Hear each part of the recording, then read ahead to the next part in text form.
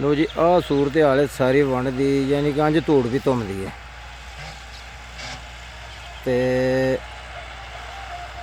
उधरों तो इंशाल्लाह लेदर होगी बड़ी कमाल।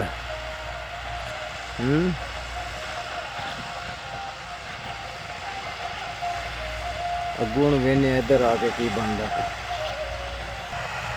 इत्थे आउंदे वेखा कि लेदर की कर दिया, जिथे बंगले गंडोए फड़ते हैं पे।